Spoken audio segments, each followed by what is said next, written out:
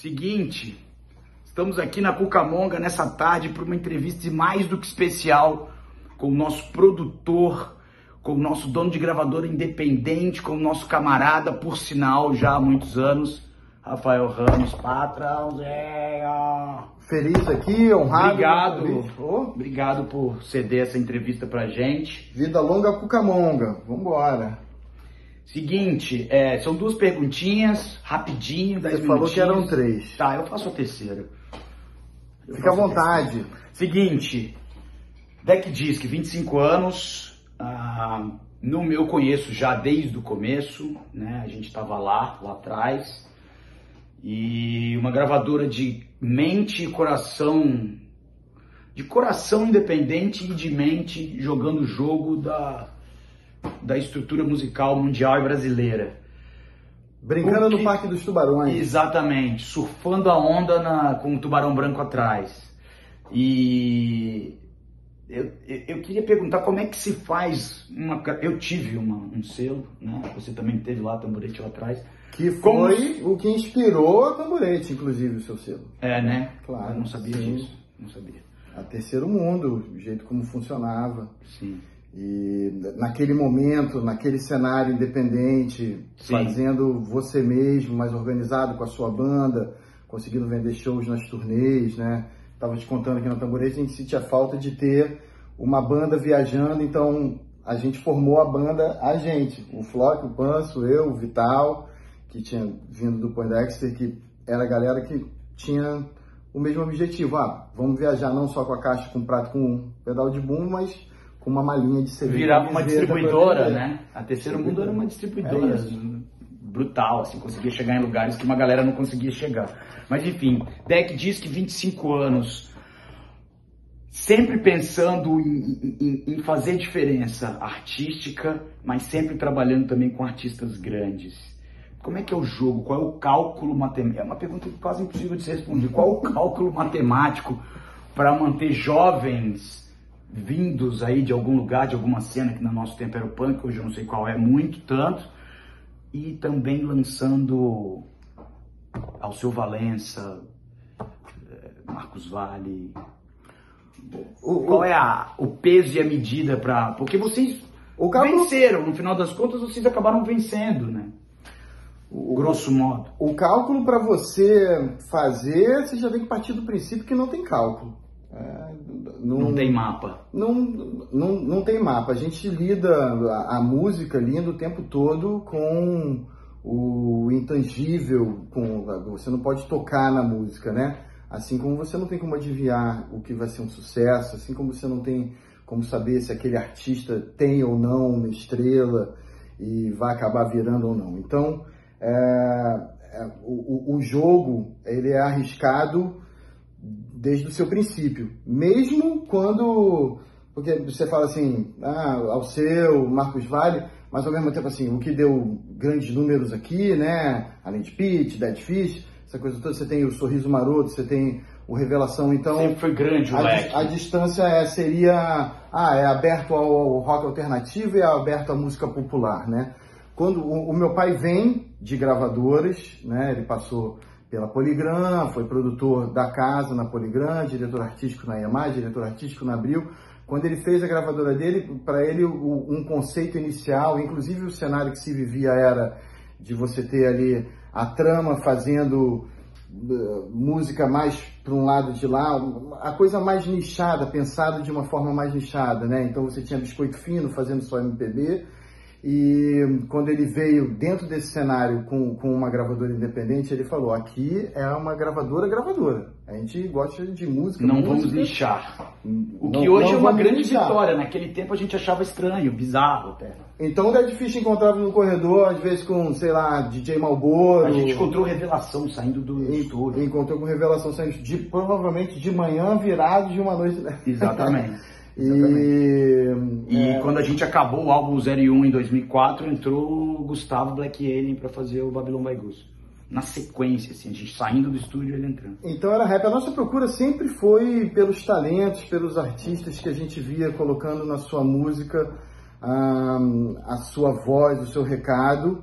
de uma forma contundente. Fosse no samba, e aí você pega o Revelação, pô, uma baita de uma banda de samba desfilando hits, não são só eles os compositores, mas muitos ali são compositores, e vinha com aquela obra ali, uma banda que já tinha tido experiências em uma gravadora multinacional, e vieram aqui, foram abraçados com a visão do meu pai de fazer uma coisa que não tinha feito ainda, vamos fazer um disco ao vivo. Ah, mas ao vivo é difícil para tocar na rádio, acabou que depois da Revelação tudo tinha que ser ao vivo. Deu ao vivo um monte. Então, o risco está desde aí, né? Você investir num projeto novo de um artista que já vinha de 3 discos e não tinha dado certo numa gravadora, e o único cálculo é, a gente acha esse artista ou essa artista bom, a gente acredita nele para a gente poder ir com tudo em cima disso? Acredita. Então vamos com tudo em cima disso. Então veio Revelação, a gente foi com tudo em cima do Revelação, veio o Sorriso Maroto, a gente foi com tudo em cima do Sorriso Maroto, veio a Pitty, abriu uma porta, porque eu já vinha fazendo Matanza, Testículos de Mary, eu já vinha tentando dar minhas coisas porque eu tinha um track record, que chamam, que era uma listinha de sucessos, que eu já tinha vindo do Los Hermanos, a história da fita demo do Mamonas, então com um certo crédito, até para propor na Abril, vamos fazer um disco dos Inocentes, fazendo um disco de tributo ao punk, como trazendo bandas novas, e uma delas ali, nessa época, o Los Hermanos. Mas do lado do Los Hermanos, que virou, tinha o Video Hits, que era maravilhoso, e não virou. Você sempre tem. Então, é uma coisa que você não... Então, o tempo todo é arriscado. E até hoje, lançando, focado no novo. Né? Você tem aqui o Alceu aqui hoje, o Alceu está aqui porque ele quis estar aqui, ele veio distribuir um disco, aí gostou da distribuição, ele veio distribuir o outro, aí ele conheceu o estúdio, falou, mas eu não estou empolgado para gravar, aí apareceu na pandemia empolgadão para gravar, então para fazer um disco gravou 4. Você dá esse ambiente respeitando, antes de qualquer número, antes de qualquer cálculo, a música, você dá esse ambiente e você ganha isso em troca, esses presentes. Pode não ser um disco que agora tenha vendido round, mas a gente sabe que são discos que vão ficar aí até hoje. Lança 500 cópias de um vinil do Dead Fish para você ver em quanto tempo aquilo ali esgota. Você tentou comprar ontem 2 e não tem. Não tinha mais. Entendeu? Sim. Então, os artistas têm seu público, eles têm o seu tamanho, é sempre entendendo isso. E aí você parte para o cálculo que você faz dá para continuar? Vamos continuar com essa história? Qual é até quando a corda estica, né? Porque por ser uma gravadora que não é nichada desde o primeiro momento, quando você inclusive nos ligou lá no Espírito Santo, a gente falou assim, cara, tem o Traje, tem Revelação. A gente falou, cara, uma gravadora dessa não tem nicho, a gente era caipira no nível de falar, não, se não é nichado, não funciona. Eu com certeza não estou assinando com a Epitáfio. Não tinha. E olha, eu tinha esse exemplo de tudo, porque é óbvio que nessa época já era estoporado Bad Religion, Hardcore Melódico e tudo.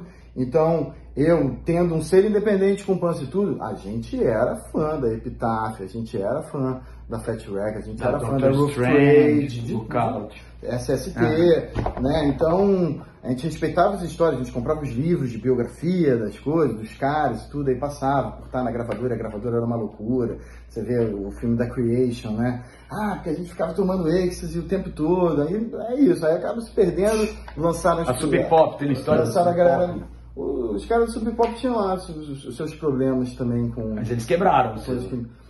Quebrado, Nirvana salva, né? E os altos e baixos, você não tá livre, mesmo não sendo loucão desse jeito e nichado, né? A gente teve baixos, a gente vai junto com a indústria, né? Então, a gente vive um momento de estabilidade agora, o digital remunera, não tão bem quanto deveria, né? Mas remunera. Você aí você também não tem que produzir CD, você não está gastando essa verba, né, industrial.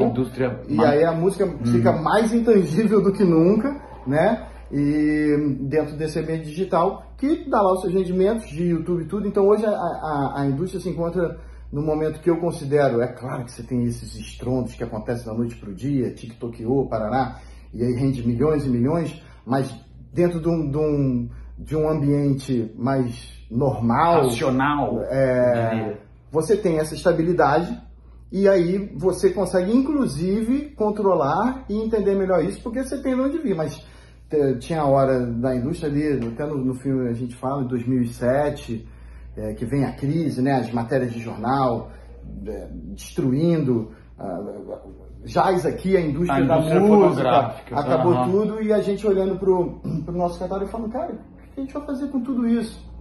E aí, uma reviravolta muito rápida, vem o digital e mostra que tudo que você precisava ter era um catálogo. E isso faz a gente acreditar mais. São devaneios que vêm. Então a gente foi junto da indústria, foi um ano muito ruim, de prejuízo e tudo, mas a gente continua acreditando, dá para ir remando? Vamos, se adapta daqui, se adapta de lá.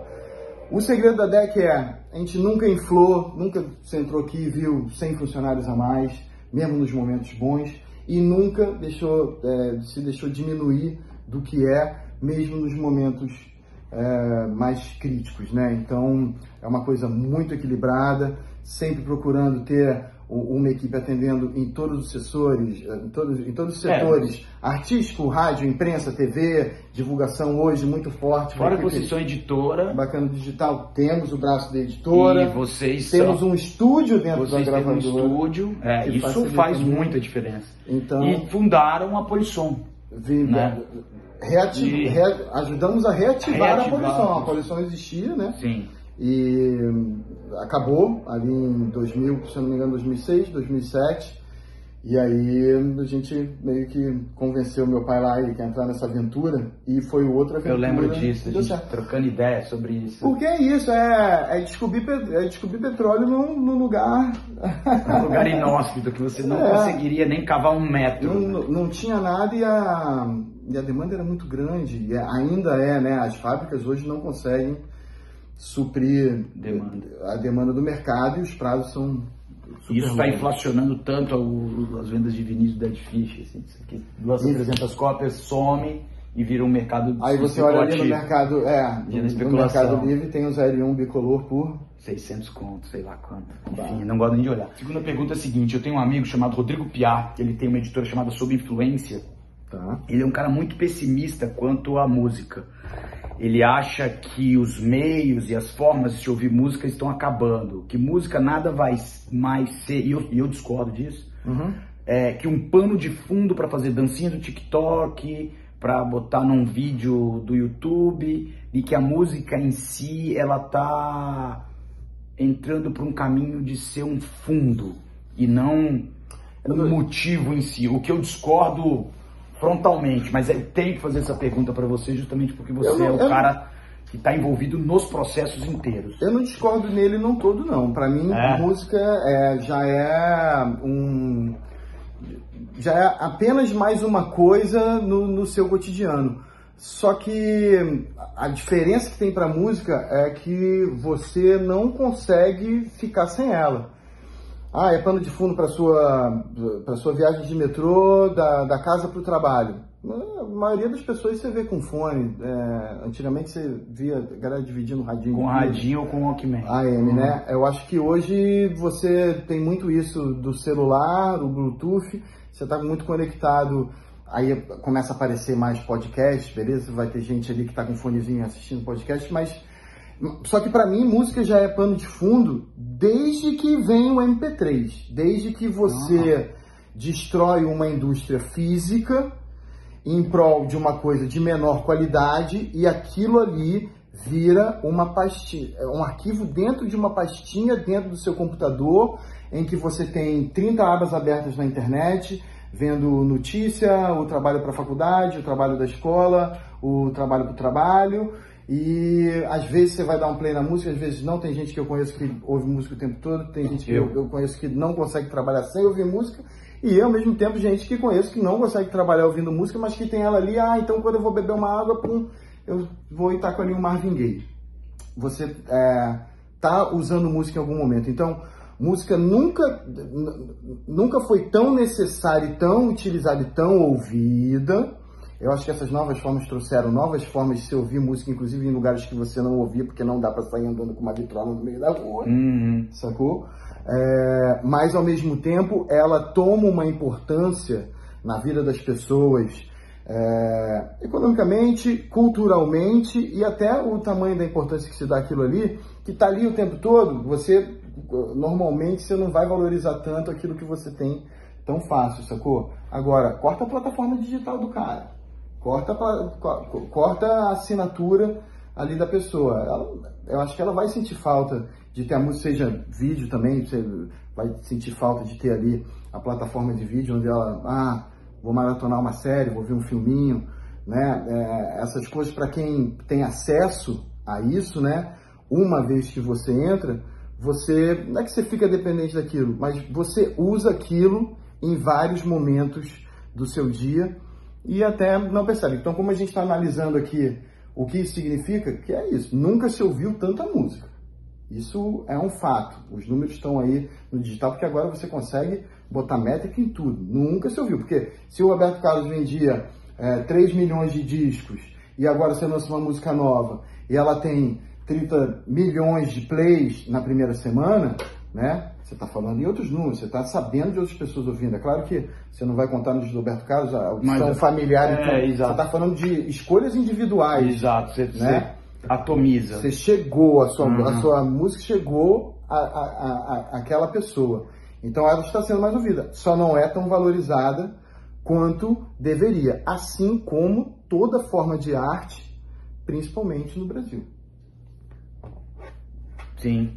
Você quer dizer então que os processos de cena, de ao vivo, de revoluções homem a homem estão definitivamente extintos? Todos têm que passar pelas plataformas e tem que estar... Não. Eu falei como a gente cresceu e nasceu no punk. Eu não ganho dinheiro com seu show.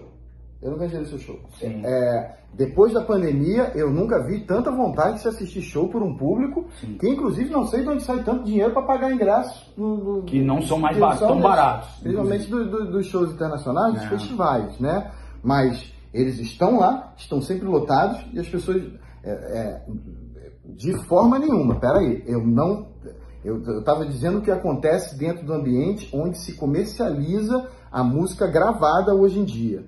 As formas que um artista tem de fazer a chegar a essas pessoas, para mim, continuam sendo, como foi você fazendo o seu selo e a sua distribuidora para botar a sua banda e outras bandas que você acreditava num mercado que, se para você estivesse chegando em 3 lojinhas de São Paulo, você podia avisar por carta para alguém que tinha nessas 3 lojinhas. Tais lojinhas. Você estava passando uma banda da informação, né? E para mim, então, o show, o Emicida e vender... porque o Emicida fez isso, né? A demo tape dele na catraca do metrô, isso não só é importante, como é essencial, porque é o único momento que você vai poder trocar pessoalmente com essas pessoas, que foi o que sempre aconteceu nos shows, né? E continua acontecendo nos shows, aconteceu no final de semana passado, eu vendo o show de vocês, aquilo ali acontecendo, gente nova aparecendo, rostos antigos aparecendo, e aquela sinergia, aquele novo tipo de energia com vocês, com o repertório organizado de uma forma ainda mais diferente, porque já tinha mais um disco nas costas, sim, sacou? Sim. E deve ser muito difícil fazer isso. Então, você vê, caraca, essa era boa mesmo desse disco, e não é à toa. Vocês tocaram porque a galera tem a hora que a galera vem e responde. Isso tem muito mais valor e vai te fazer essa pessoa que já te deu um play, te dar play de novo. Isso é essencial. Complementar e junto. Eu estava falando só da forma comercial da música. E para ir para o lá, e da forma digital, né? E o físico, a gente citou aqui rapidamente, e é isso. Para mim, ele continua sendo super importante. A DEC não faz mais CD hoje em dia, não fazendo mais CD, acabou o mercado de CD. Mas o cara lá na boca do show, na barraquinha de merchandising, ele compra CD? Compra. Banda, você tá liberado para pensar, 300, 500 CDs, faz seu CDzinho. Que é simples, né? Virou merchandising naquela quantidade pequena ali, sacou? Você sabe que as pessoas não têm todas elas, mas o aparelho de CD nem no carro, né? Agora é o pendrivezinho. Só eu que é o CD. E o vinil, e o cassete, a gente continua com tudo isso, né? A gente... O Black Pantera saiu, tem, vinil cassete ponto cego saiu em vinil, CD e cassete, né? A gente continua entendendo tudo isso, só que a gente não vai ter para o CD hoje uma operação para um lugar que realmente é melhor o artista ir lá, faz dele, sacou? Já, né? Uma quantidade combinada, porque fica mais prático para todo mundo. Eu não tenho que ter uma operação e você não compra o CD mais caro. Última pergunta, rápida. Você descobriu Mamonas Assassinas, Pitty, 1 milhão de outras coisas. Qual é a próxima aposta numa realidade de século XXI agora? Eu vou aceitar grosso modo. Eu vou aceitar o descobriu porque todo mundo fala descobriu. Grosso modo. Sabe, né? Sim. Foi você que foi lá encher o saco do teu pai e falar assim, esses caras aqui são massa. Ou essa mina aqui, o colégio inteiro. Essa mina aqui é fodona lá de Salvador. E ele se apaixonou por tudo de primeira. Que eram coisas maravilhosas. Assim como se apaixonou por vocês, pelo Cachorro Grande, sim. o Matanza. Foi você que salvou a gente em 2003. Não, salvar, descobrir, só palavras fortes, hein? Por isso, é a última pergunta. Cara, tem impacto, brother! Impacto! Velho, a gente, eu sei que não vai ter resultados comerciais avassaladores, né? Não, é pra você. Pra mim, não tô falando comercialmente. Eu acredito pra caramba. A próxima grande coisa. Eu acredito muito no Black Panther, acredito que eles têm muita coisa pra trilhar, aí muitas conquistas, e eles são as pessoas que vão ter a força para levar essa luta à frente, inclusive no jornal da Rede TV, falando sobre racismo, e num palco para 50 pessoas, né? Mas ou no Rock in Rio, momento, ou no Rock in Rio, eles vivem um momento muito legal, ainda tem muita coisa acontecendo, o Rock in Rio, fora o Lollapalooza, foi demais, né? Mas ainda tem uma estrada, eu acho que um caminho um pouquinho ali para um internacional também, e se fortalecer no Brasil, as pessoas conhecerem mais e entenderem que eles têm uma forma deles e chegar àquele público, porque a gente vai continuar apoiando, assim como foi com o Matanza. O Matanza não vendendo o primeiro disco, o Matanza não vendendo o segundo disco. Quando eles lançaram o terceiro disco, eu fui no show do Teatro de Sé, eu falei, de onde saiu? Saiu do chão essa cambada de camisa preta, cara. Sabe? De onde vocês estavam, cara? Ah, não, porque te ouviu a banda. Então, quando você constrói, você chega ao resultado lá na frente, se você tem artista de talento. Então, quem é fã do Matanza hoje é muito fã do Matanza. Quem é fã do Dead Fish é muito fã do Dead Fish, que conhece há muito tempo. O Black Panther está nesse trabalho. São os 3 caras mais doces, mais lindos e mais gente finas que eu merecem conheço, tudo, que merecem o mundo. E estão trabalhando, fazendo por merecer. E é uma baita banda, fora serem pessoas maravilhosas. Eu tô gamadinho no disco que eu fiz com as meninas de São Paulo da Demonic.